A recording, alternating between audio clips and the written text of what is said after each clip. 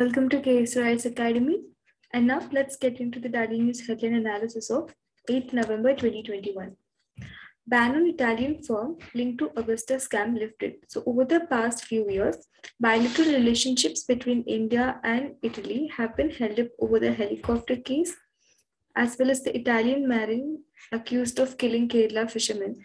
So over past years, India and Italy relationships have been highlighted because of the helicopter case and also killing of Kerala fishermen by Italian marines.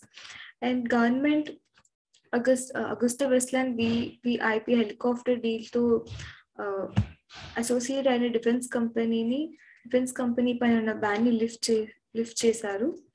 And also formal ga Italian marines Massimiliano Latour and Salvatore Gerone ఈ రెండింటి పైన నుంచి కూడా India అన్ని charges ని drop చేసేసారు.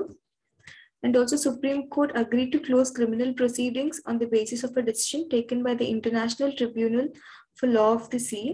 And Italy Enrica Lexi ship mistakenగా shoot చేసిన ఫిషర్మెన్ అందరికి ₹10 crore compensation కూడా పే చేసింది.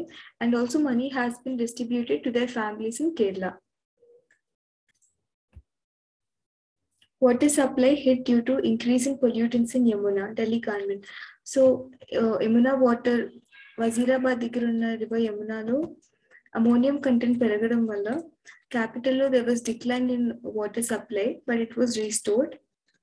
So in order to maintain water quality and also to control the pollution, the Delhi Jal Board has introduced dosage of coagulants and disinfectants into raw Yamuna water. So coagulants అనేవి these are substances. They turn liquid into solid or semi-solid form. Thank you.